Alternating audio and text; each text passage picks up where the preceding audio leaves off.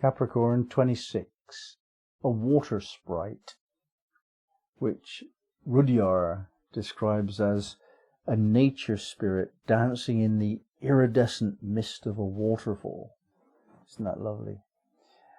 Sometimes Rudhyar's alternative descriptions of the degrees are quite imaginative.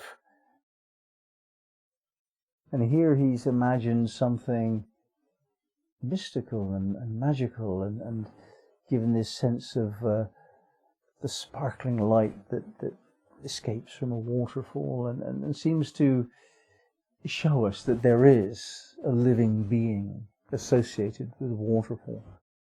This animistic approach to life, to see everything as having its own essence nature, which is self-conscious, is very beautiful.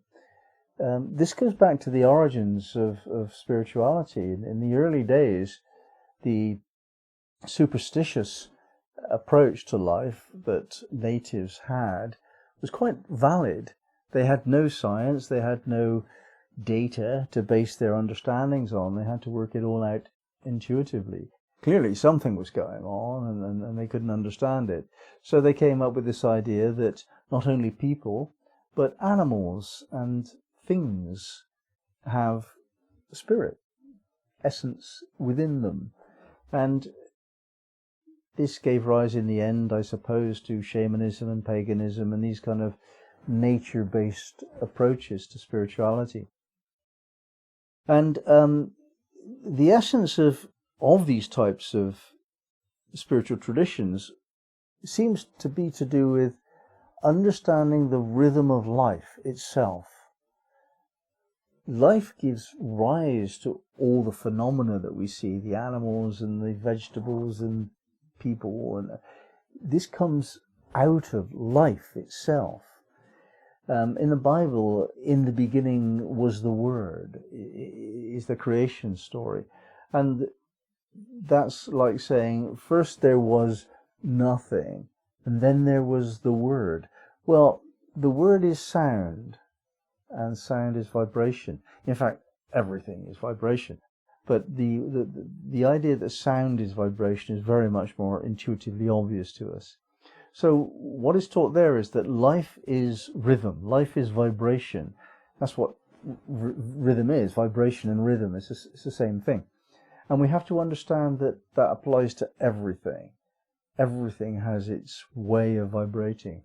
This was difficult to validate until recent discoveries in science have allowed us to look on the subatomic level at the rhythm that's going on within matter.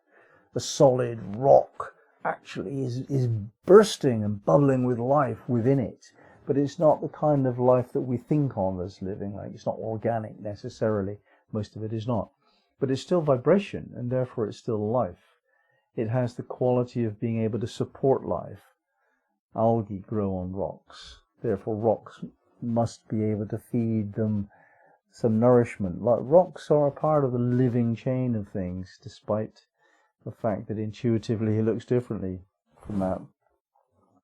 Now these spirits that we're discussing are free. That's the essential quality of a water spirit. It's the embodiment of freedom. And whatever we can conceive is somehow within us. And if it's within us conceptually or potentially, then we can realize it to some extent. So the water spirit is not meant to be something out there that we can admire and find beautiful. It's something within us that we can embody and find to be an enhancement of our being.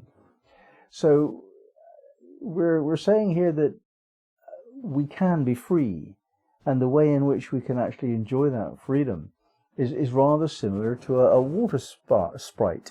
It's dancing and playful, and it doesn't have agendas or ambitions, and it doesn't have worries and all the things that you associate with humans. The spirit life is absolutely free, absolutely creative, and it's fun. It's spirit. The spirit of a thing is its essence of of God, of enthusiasm. The lovely understanding of the word enthusiasm is found in Greek, where it contains the word theos, or God. In other words, when we are feeling enthusiasm, we're enriched by the presence of God. And the water sprites are pretty much the embodiment of enthusiasm, with not much else going on.